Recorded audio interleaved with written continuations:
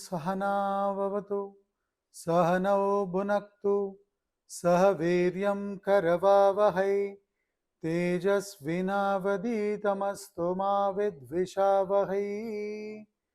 Om Shanti Shanti Shanti. So today we will study the Dhyana Shlokas or Gita Dhyanam, which is the invocation to Srimad Bhagavad Gita given by Swami Madhusudana Saraswati.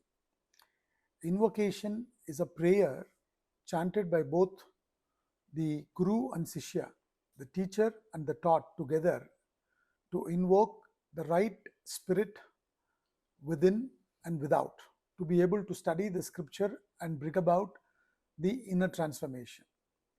And in this prayer, they worship the text, the author, the Guru, and they also talk about the benefits of such a study, and they are both striving to be able to get that benefit.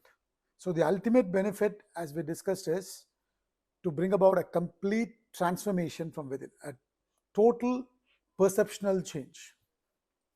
So this is why they, before study of any scripture for that matter, this is why they venture into prayer.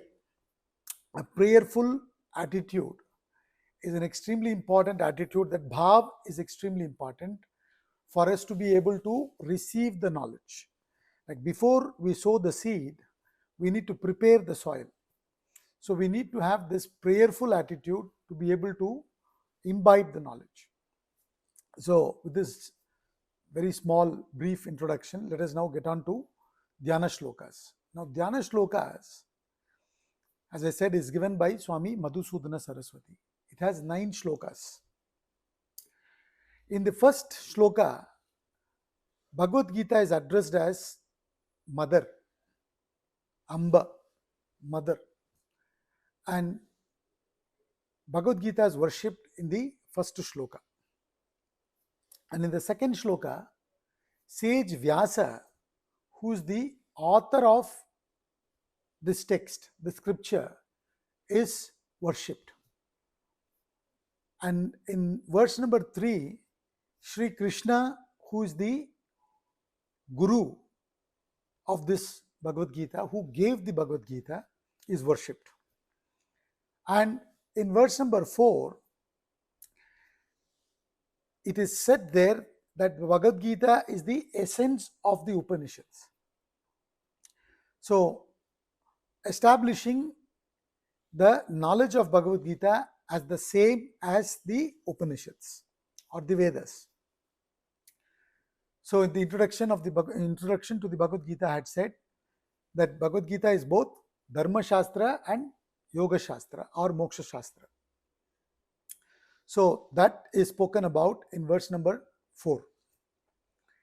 And then verse number 5, 6, 7, there is a subtle reference to Karma Yoga, Bhakti Yoga, Jnana Yoga. See, the ultimate goal of every human being is to realize the self, is to liberate, attain moksha, for which the human being has to rise above the vasanas, the individual desires, rise above them, not suppress them or deny them. So, through the process of karma yoga at the body level, as long as we live, we need to act. Action is the insignia of life. Inaction is death. So, it is the action that produces vasanas. In fact, the chronology of action is from the vasanas. Vasanas, as I told you, comes from the root vas, which means fragrance, and each one of us have this fragrance called vasanas. Each one is made up of different set of vasanas. That is why somebody has the fragrance of dancing, somebody has the fragrance of singing. So these vasanas are nothing but the impressions or the inner temperaments. So from that vasana comes thought. And from thought comes desire, and from desire comes action. and from action again comes vasanas. This is called the chronology of action. So vasana is the seed, action is the end, the fruit, right? From that again vasanas are produced. Like from the fruit again the seed comes. So we need to act in such a way that we exhaust the vasanas and don't create fresh vasanas. This is called technique of action. You keep saying technique of action, technique of action. What is the technique of action? You act in such a way that you exhaust the vasanas and don't increase further your vasanas. This is called karma yoga. What it is in detail we'll study when we get on to Bhagavad Gita. And then bhakti yoga. So karma yoga reduces the quantity of your desires, and bhakti yoga is channelizing your emotions. The process of bhakti, when you direct it towards the higher, the ultimate divinity, the quality of your desires improve, changes. Then through jnana yoga, what happens is, which is the pursuit of knowledge at the intellectual level, the direction of our pursuit changes from mundane to the ultimate divinity, the self within. So reducing the quantity through karma yoga, then improving the quality through bhakti yoga, and changing the direction through jnana yoga. So in verse number 5, 6 and 7 of Dhyana Shlokas, there is this subtle reference to karma bhakti jnana yoga. And then the effect of this sadhana called KBG or karma bhakti jnana is self purification, a result that happens in our inner personality, whereby our mind is more matured, right? We become more matured, qualified for deeper meditation and realization. So before plunging into meditation, we need to mature our mind. We need to improve the quality of our mind. Today the mind is full of desires for the world. It needs to calm down. So therefore you continue this sadhana and you get the effect. And that is verse number 8. Verse number 8 talks about the result of karma bhakti jnana yoga, which is making you qualify for meditation. And then 9th shloka, the last shloka, talks about through meditation one liberates, attains self-realization. This is the summary or topics of the Dhyana Shloka, you may say. So now let us get on to Dhyana Shloka. Om Partaya Pratibodhitam Bhagavata Narayanena Swayam Vyasena Gratitam Purana Munina Madhye Mahabharatam Advaitamritavarshini Bhagavati Ashtadashadhyayini Amba Tvamanusandadhami Bhagavad Gite Bhavad Veshini. This is the first shloka of the Dhyana Shlokas. And Swami Madhusudana Saraswati starts with Om. When we venture to do anything in life, we start with the chanting of Om. Om represents the pure consciousness or Brahman or Atman or divinity, the self within. Om is a sound symbol of Brahman. It encompasses the complete range of sound, A, U, So the sound A represents the waking state, U represents the dream state, and represents the deep sleep state. These are the three states of consciousness that every human being goes through. And the pure consciousness is that which pervades these three states of consciousness and exists beyond. So beyond these three states is called Turiya, which means fourth, and that indicates the pure consciousness. So Om is the sound symbol which is both sound and the silence, Matra and Amatra. So the silence represents the pure consciousness that pervades the sound Om, which is the waking, dream and deep sleep states. So the pure consciousness is that which pervades the three states and exists beyond. That pure consciousness we first invoke, because our faculties are enlivened by the pure consciousness. Whether we receive the stimuli from the external world through our senses, organs of perception, or we start talking or acting, it is enlivened by the pure consciousness. Whether it is at the physical level or mind level or intellect level, at all level, we are enlivened by the pure consciousness. So we seek the blessings of the pure consciousness in the beginning by chanting Om. And then he gets on to the text. And before we come to the first line, let's get on to the last line here. He addresses Srimad Bhagavad Gita as Amba. Amba means mother. Mother symbolizes warmth, patience, impartial attitude. That is what mother is. If she has few children, and some may be doing very well in life, some may not be doing very well, but for her, everyone is equal. That is the motherly bhav or attitude. So scriptures are addressed as mother.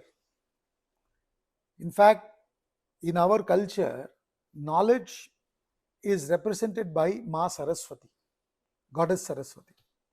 So here, Bhagavad Gita is addressed as Amba. Amba means mother. Amba tvam anusandadami Bhagavad Gita bhavat veshinim. So he is praising Bhagavad Gita as mother. Oh mother, I worship you, I salute you. Anusandadami, I salute you, I constantly meditate upon you. So these words of the scripture are not supposed to be just read once. Meditate means constant thinking, constantly applying oneself. So Amba tvam anusandadami Bhagavad Gita. Oh Bhagavad Gita mother, I constantly meditate upon you. And what is the benefit I get when I do that? He says, Bhavat Veshinim. Bhava means this samsaric life, right? The cycle of birth and death. So, samsar means mental entanglement. Remember that. Samsar generally means world also. But when we say world, the mental entanglement with the world, that is called samsara. Change or perish is the law. Another name for the world is change, isn't it? World is uncertain, right? Nothing is certain here. And as human beings, we have the capacity not to be affected by these changes. But mostly we get affected. But as human beings, we have the capacity not to be affected by the changes. So, the knowledge of the Gita enables us, makes us strong from within to be able to not get affected by the changes. It helps us to drop the mental entanglement with the world. So, the antidote to samsara, the terrestrial entanglement, mental attachment with the worldly objects and beings. The antidote for that is Srimad Bhagavad Gita, knowledge. We discussed this in the introduction. Shastras say that you are the pure consciousness, the infinite reality. But you do not know that. Due to that ignorance of your true nature, you imagine a sense of limitation, this ego personality. And when you have this sense of limitation, your thoughts run from you to the world outside to feel complete, to take care of that limitation. And the thoughts, when they run, in the beginning it's called attachment, slowly it becomes desire. And that's how our mind gets entangled with the world. And due to this attachment, we suffer. Right? So, the study of the Gita will help us to free ourselves from the attachment to the world. So, he says, Srimad Bhagavad Gita is the antidote for the cycle of birth and death. From the shore of mortality, we go to the shore of immortality, beyond birth and death. And when we say beyond birth and death, what it means is understanding that I am actually beyond birth, because that which is born will have to die. And today our identification is with this body. Therefore, we are constantly terrified by the death, etc. Right? So, Bhagavad Gita knowledge, when we gain, it tells us that you are actually the Atma, which is not born when the body is born, which does not die when the body dies. So, once I get established in that knowledge, I don't get tossed by the changes happening in my life. So, Ambat Tvam Anusandadami Bhagavad Gita Bhavat Veshini. And what kind of knowledge is this, and to whom was it given, and by whom was it given? By who was it given to whom? Right? So he says, Partaya Pratibodhitam Bhagavata Narayanena Swayam. It was given to Partha. Partha means Arjuna, son of Kunti. Partaya Pratibodhitam, which is taught by whom? Bhagavata, Bhagavan, Narayanena Swayam. By Narayana, Lord Narayana himself, Jagat Guru himself. Right? Enlightened soul, the Jagat Guru, Narayana, Srimad Narayana, gave this knowledge personally to Arjuna. And that is the knowledge which is talking about here. So he says, Partaya Pratibodhitam Bhagavata Narayanena Swayam. And it was written by whom? Sage Vyasa. So he says, Vyasena Gratitam Purana Munina. Sage Vyasa, Purana. Purana means Pura and Nava. Pura means ancient. Nava means new. Puranam means the ancient but yet new, meaning still relevant. Right? Puranas. See, knowledge, the Upanishad, for example, or the Vedas are called as Shruti. Shruti means revealed knowledge. Smriti is remembered knowledge. The same knowledge given in the Vedas, when it is remembered and put in one's own thought and words, that is called Smriti. Right? Whereas Shruti is when any person in deep meditation dissolves the ego and gets connected with the divinity, and divinity expresses through them, and those were called as Shruti, revealed knowledge, right? And imparted verbally, and they heard it. So Shruti, and then Smriti, and then we have Itihasa. Itihasa means thus it happened. So Ramayana, Mahabharata are called as Itihasa. Itihasa means something that happened, but not necessarily the way it is mentioned it happened, but it is something that happened. But the poets had with their poetic license, they added few things to convey certain things. But these are something that actually happened. That is called itihasa. And Purana. Purana, we have 18 Puranas. The Puranas are not necessary that it actually happened. They are stories of gods, goddesses, but it is not necessary that it happened. But through Puranas also, they convey the knowledge. So, through all these ways, they convey the knowledge. Shruti, Smriti, Itihasa, Purana. So, sage Vyasa has given us 18 Puranas. The ancient sage who gave this knowledge, he is the one who wrote this Bhagavad Gita given by Sri Krishna.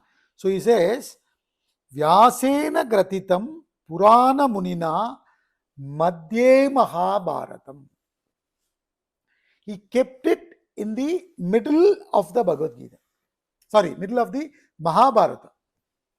Mahabharata, the story of Mahabharata is given in 100,000 shlokas, 100,000 verses.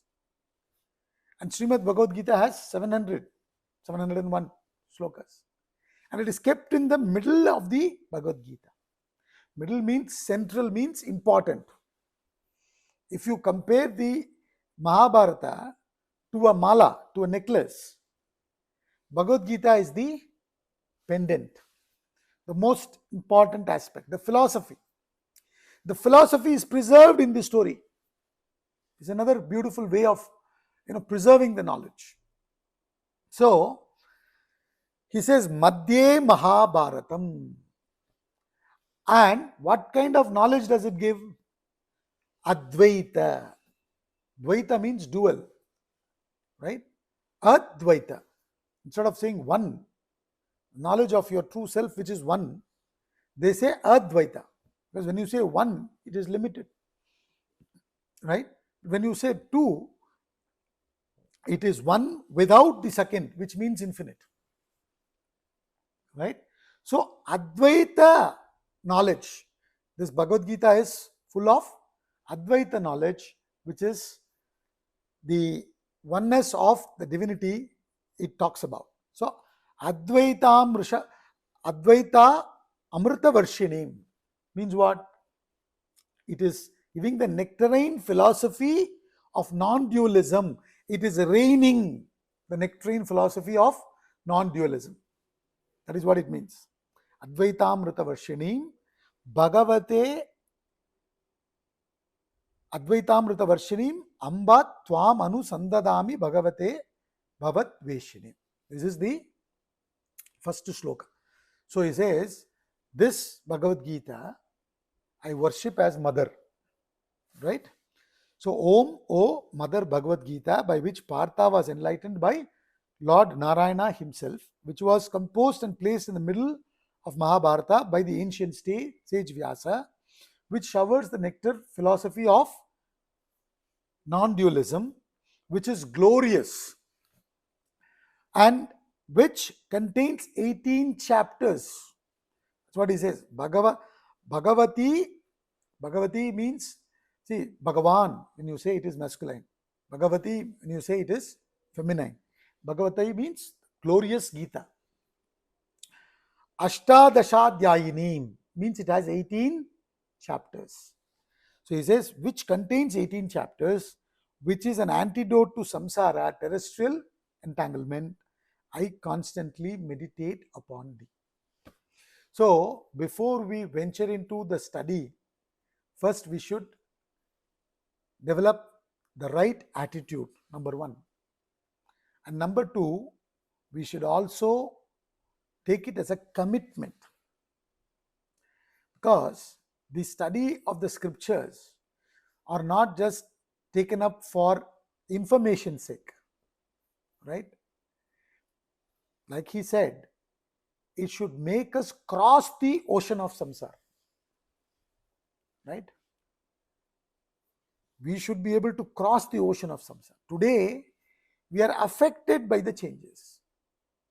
And if this knowledge is capable of making us not get affected by the changes, then I must get that benefit.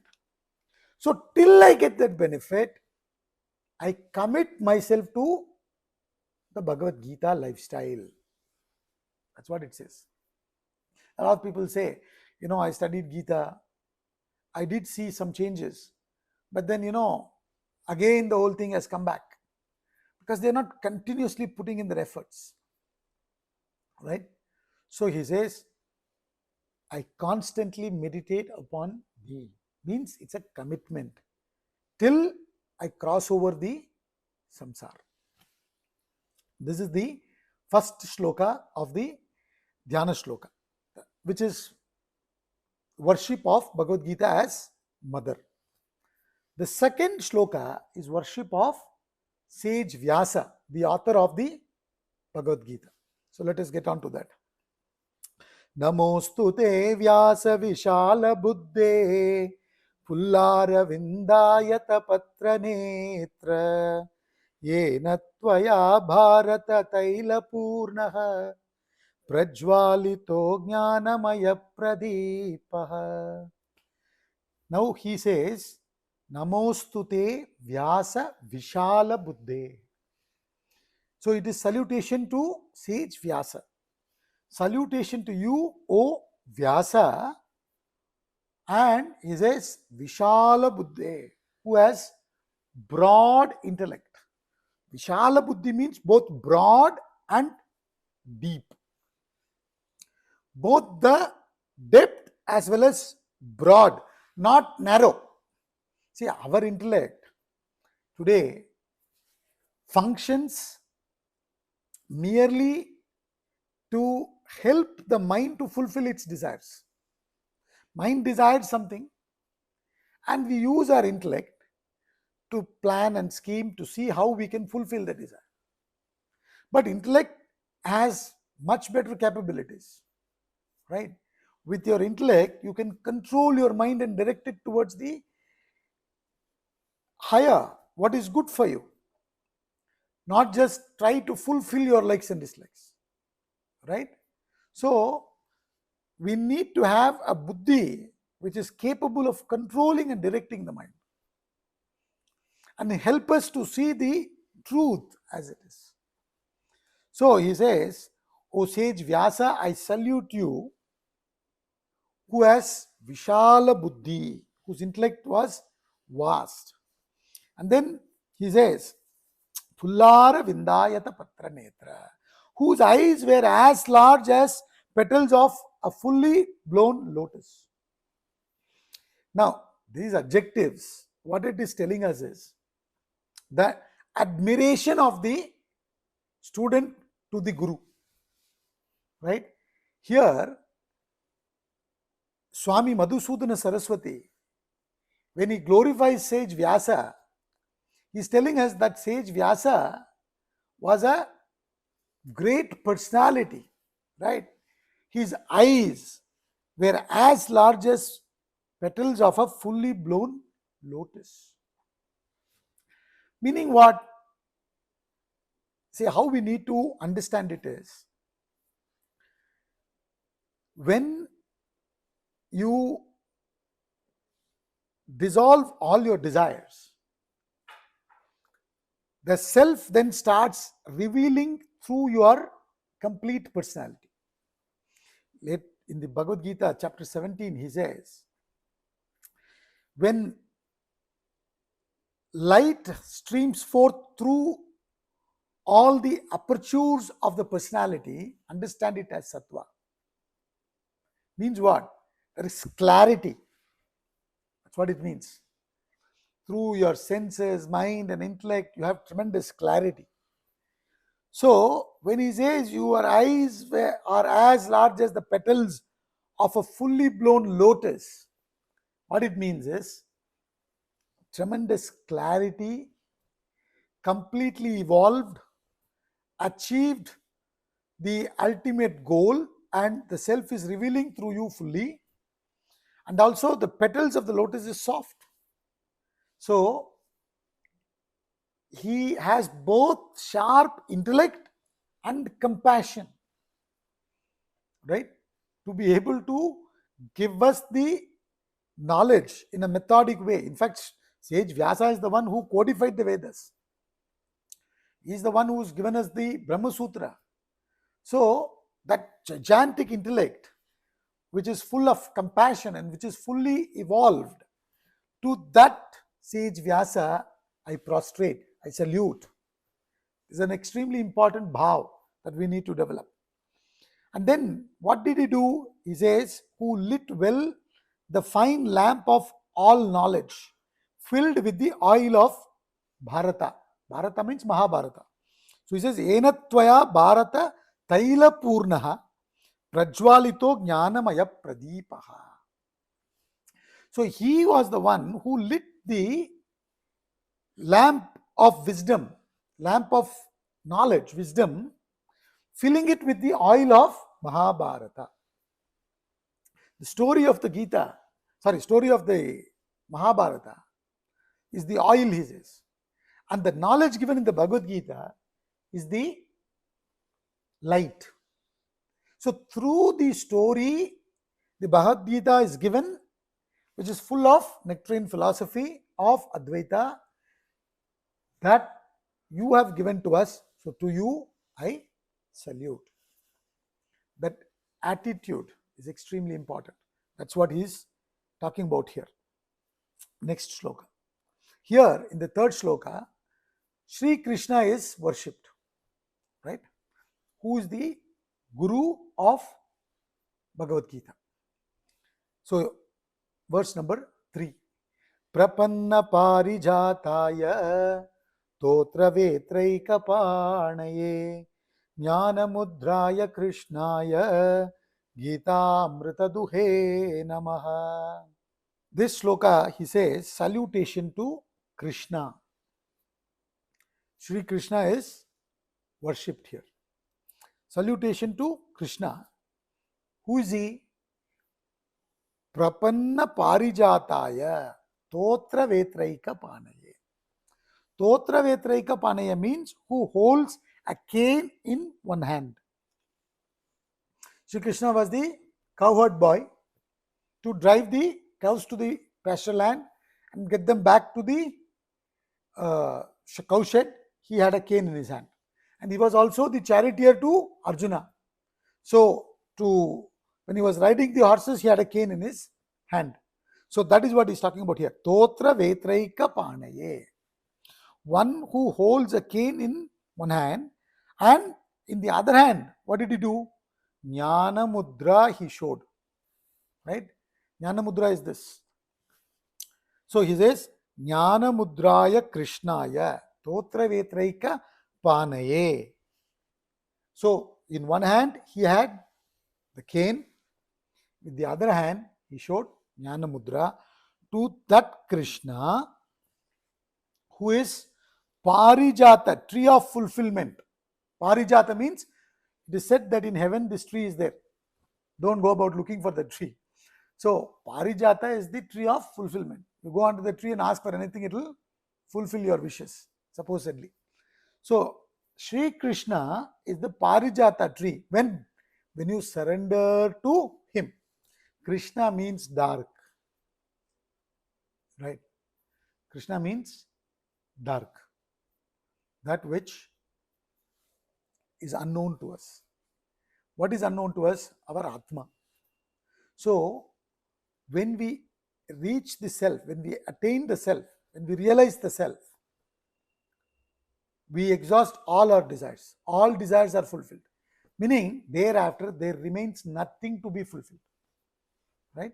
So, prapanna parijataya. When you finally surrender, when you have Atma Nivedanam.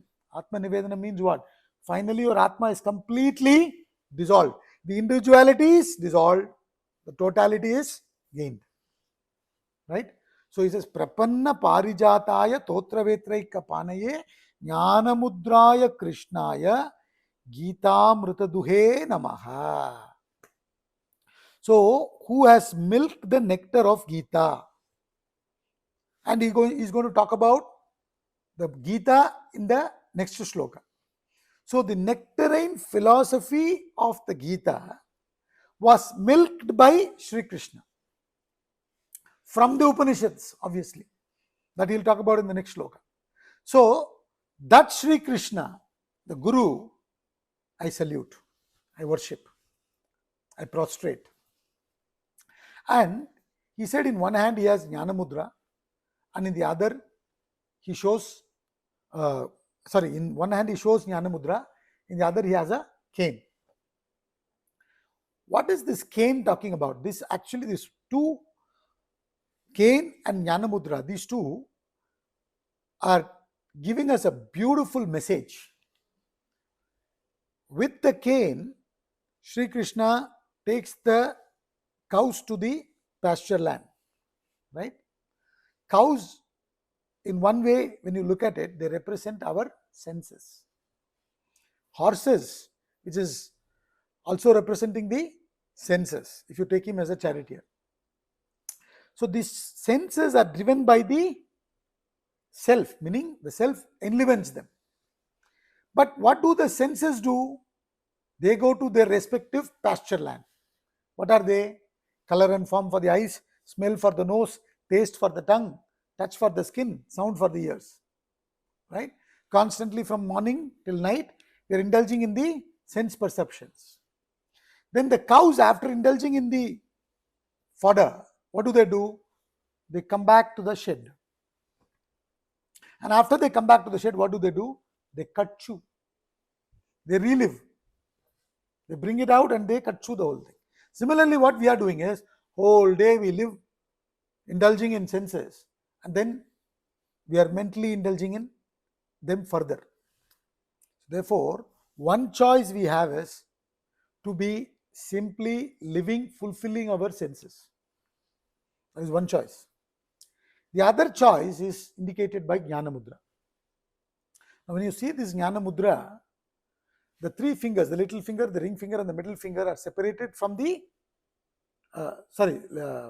separated from the index finger, right? And the index finger is in touch with the thumb.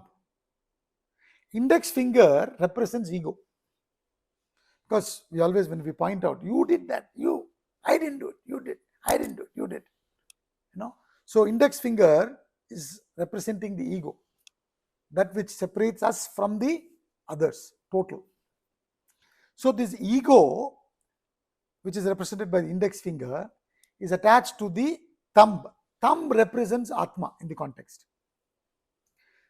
Because without the thumb, the palm becomes useless, right? So without Atma, nothing is possible. Therefore, thumb represents Atma. So the ego, which is today attached with the body, mind, intellect, which is represented by the other three fingers, is detached from it and attached to the Atma. And when the ego detaches and attaches to the Atma, like this symbol shows a circle, when the ring finger is in contact with the thumb, it forms a circle. A circle has no beginning, no end, which means what? You become infinite. Right? Today the ego is attached to the body, mind, intellect. So now you are this body, mind, intellect complex, a limited individual. Hence all this samsara, because you feel so. Right? So he says, you got to detach from that and attach to the Atma. That is another choice you have. So one choice is simply live, khao, piyo, maja karo. Simply indulge in your senses. That is one way of living. The other is identify with the self within. Pitch up a higher goal and function. So Sri Krishna is indicating the paths available for us. You choose what you want. Right? And our choices determine our future. Our destiny is determined by our choices. Right? So therefore he says you have these choices. And he gives us the Bhagavad Gita, the nectarine philosophy. For what he has given us that Bhagavad Gita? The Bhagavad Gita is given us to help us detach from the body, mind, intellect and attach with the Atma. That's the idea, isn't it? So the nectarine philosophy of the Bhagavad Gita was milked by Sri Krishna, giving us these choices and explaining us that if you study the Gita, you can become infinite. Means what? You can reclaim your infinite status. So it's not attaining, it is attuning. It's not something that you have to attain. You are already that. You're already that infinity. Right? Not knowing that, you're going and begging in the world. So therefore he says, you have shown us the path. To you I prostrate, I salute. And then the next shloka he talks about the essence. Bhagavad Gita is nothing but the Upanishads. And who benefits from that? All that he talks about in the next shloka. Let us get on to the next shloka. Sarvopanishado gavo dogda gopala nandanaha partho vatsa sudhir bhokta dugdam gitamritam mahat. Sarva Upanishada Gavaha. Sarva means all. Upanishads are Gavaha, means cows. Here is comparing the cows to the Upanishads. All the cows are the Upanishads, or sorry, all the Upanishads are the cows. All the Upanishads are the cows. And the milk from the Upanishad is Bhagavad Gita. Dogda Gopala Nandanaha means the milker is Gopala Nandanaha. Go means cow. Go also means Vedas. Right? So Gopala Nandanaha means Sri Krishna. He brought joy, right, to people who were handling cows. Basically what it means is he brings joy to people who study the Vedas. Right? It should be understood that way. So that Sri Krishna, who is Gopala Nandana, is the milker, cowherd boy, who milked. What did he milk? The cows, the Upanishads. So Sarva Upanishada Gavaha Dogda Gopala Nandanaha Partha Vatsaha. Partha means Arjuna is the calf. Only in the presence of the calf does the cow give milk. So Arjuna inspired Sri Krishna by surrendering to Sri Krishna and asking questions to Sri Krishna. Lot of questions he asks. And he inspires Sri Krishna, and thus Sri Krishna gave the knowledge of the Bhagavad Gita, milking the Upanishads. So he says, Partha Vatsaha. Though Arjuna is the calf and the cow is giving milk, who benefits? Who benefits from the milk? He says, Sudhihi Bhoktaha. Sudhihi Bhokta means the wise people are the ones who enjoy. Compared to the first chapter, Arjuna also was wise from the second chapter because he surrendered to Sri Krishna. Right? So to that extent, he also enjoyed the milk. But if you are wise, what will you do? You will drop the attachments to the world. Isn't it? The samsaric world, you will drop the attachments. And you will, like he said in the first shloka, you will constantly meditate upon this knowledge. So what will happen is, you would have understood the importance of this knowledge, which is capable of bringing about the transformation. And therefore, your entire lifestyle will be based on this knowledge. In the sense, this knowledge will become the center. Every other priorities would be set around it. right? So the body, the mind, the intellect, at all levels, the material aspects, everything would be what? Set around gaining this knowledge. So a wise person who thus lives, bringing about a changed lifestyle, right? He says, Sudhihi Bhokta. Wise person enjoys. So not everyone enjoys. And a wise person does tapas, exerts effort, isn't it? So that is what he's saying. Dugdam Gitamritam Mahat. This milk is this Bhagavad Gita. This nectarine philosophy, the nectar of Gita. This supreme, Mahat means supreme knowledge. Bhagavad Gita is enjoyed by the wise people. Right? A wise person doesn't allow himself to fall into tamas nor into rajas. Tamas means lazy, lethargic mindset. Rajas is desire-ridden, greedy, passionate, acquisition mindset. Sattva is balanced, composed, serene mindset. Right? These are three natures of the mind. All of us are made of these three. Sattva, Rajas, Tamas. So a wise person doesn't get involved in the world, nor will he keep completely away from the world. Right? He maintains that balance. And he contacts the world that much for his survival, and he understands that he needs to survive to gain the knowledge and liberate himself while alive. Right? So there is this concept called Jivan Mukta, Videha Mukta, two concepts. Videha Mukta means realization of the self after giving up the body. Jivan Mukta means realization of the self while living. Right?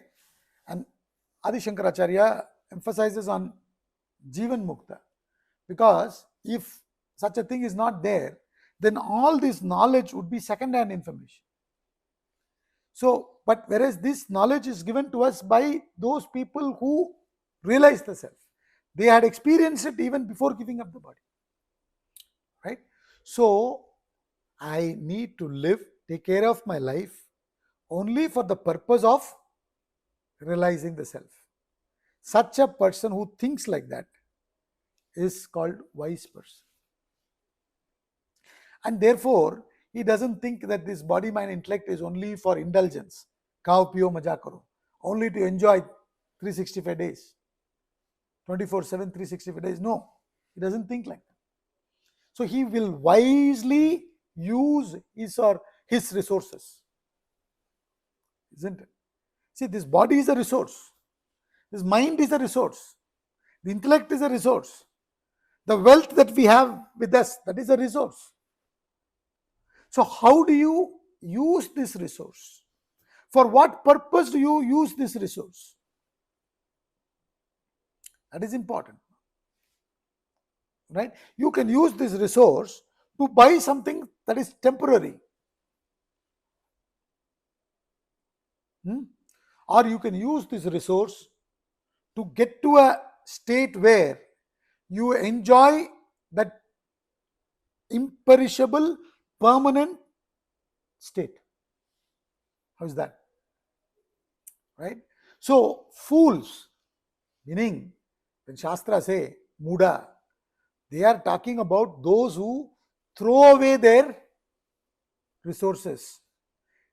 See, what are these objects that you have got at home?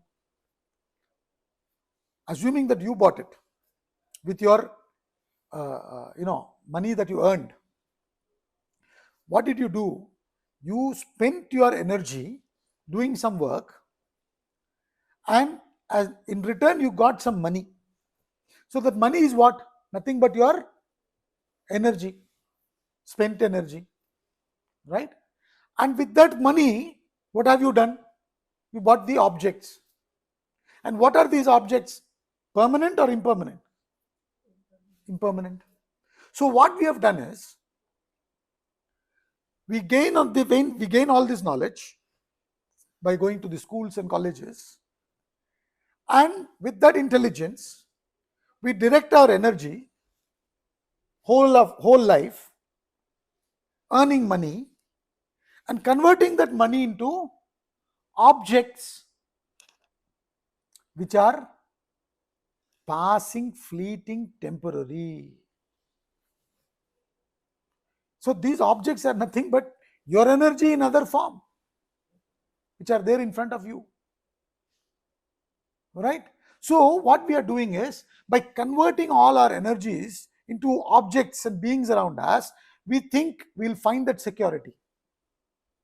Such a thinking is what is called as Muda Buddhi, means foolish thinking. Whereas a wise person understands, my energy should be conserved and directed towards the higher, so that I can achieve the self. Are you with me? With that attitude, when you study the Gita, then they are the people who really get the complete benefit of the Gita. So you need to first understand that I don't know, I need to gain this knowledge. So I surrender to my Guru, and I have Shraddha in the words of my Guru, and I will study, reflect upon the words of my Guru till I bring about transformation. So I am ready to do tapasya for that purpose. Such a person is called wise person. That wise person enjoys the nectarine philosophy. He gets the complete benefit. Other people, they just come and go. In fact, there is a lot of demand for lectures like achieving success through Bhagavad Gita, achieving excellence through Bhagavad Gita, right? Overcoming stress through Bhagavad Gita, right? Enhancing relationships through Bhagavad Gita. If you have these kind of topics, you will have too many people interested in them. But these are no doubt helpful, but these are temporary. Like he said, it can completely destroy the samsara. It's capable of uprooting the problem from its source. Right? So while it is capable of giving us the permanent solution, majority of us want only temporary solution. So he says, Bhagavad Gita is nothing but the essence of the Upanishads. And this essence is given to us by Sri Krishna, because he was inspired by Arjuna on the battlefield of Kurukshetra through his surrender and inquiry. And this philosophy is enjoyed by wise people. That is the point we need to understand. So, we pure intellect. Wise, Sudhihi means pure intellect, not an intellect that is polluted by selfish desires. The mind's selfish desires pollute the intellect. Then the intellect becomes a slave to simply fulfill the desires. So therefore he says, only those who have pure intellect. Even Jesus Christ says, blessed are the pure in heart, for they shall see God. So when you achieve that self-purification, then you can realize the self. So you need to strive through karma, bhakti, jnana. Right? How to get this pure intellect? An intellect that is supported by the detachment. Mind's craving for the world is not there. So the intellect is able to distinguish between what is permanent, impermanent. right? So, Sudhihi, pure intellect. So, only with people with pure intellect enjoy. They are the enjoyers of the supreme nectarine philosophy of the Bhagavad Gita. So, the first shloka was a worship to Srimad Bhagavad Gita as mother, and the second shloka is worshipping sage Vyasa, the author. The third shloka is worshipping Sri Krishna, the Guru of the Bhagavad Gita. And the fourth shloka is talking about the nectarine philosophy of the Gita, which benefits the pure intellect. So, telling us that if you want to really benefit from this, you need to make yourself pure. And that purity you will get by following karma and bhakti. Right? This appealing, this worshipping, this saluting itself is nothing but what? Refining our mind, isn't it? See, when you chant these kind of invocations, you're using the organ of action. Organ of speech is nothing but one organ of action. You're using it for chanting the praise, glory of the scriptures and the Guru and the God. Therefore, instead of using them for mundane purposes, put them to use in the spiritual direction. When you put them to use in the spiritual direction, they get purified. When they get purified, then you will be able to see the perception that the Gita is trying to give us, the vision that the Gita is trying to give us.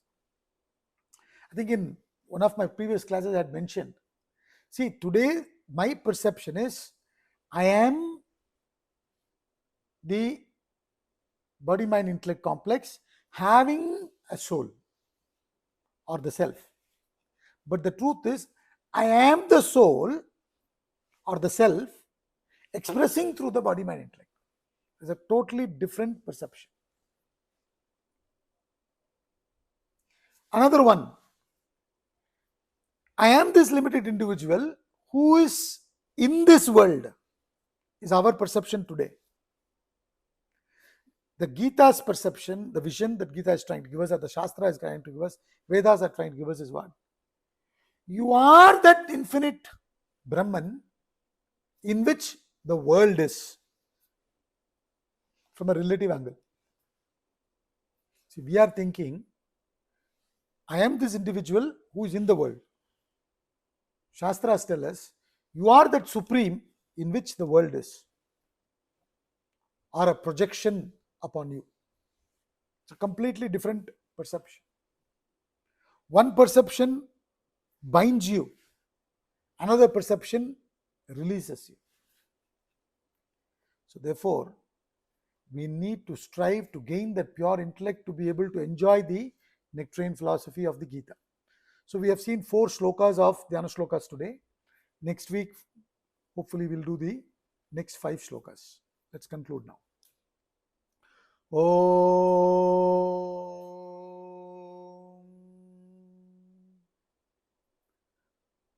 Om Purnamada Purnamidam Purnat Purnamudachyate Purnasya Purnamadaya Purnameva Vashishyate.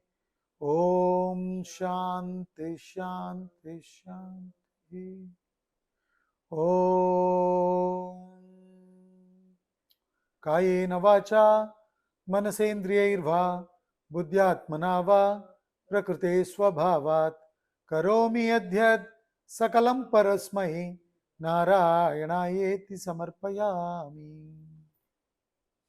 Hari Om.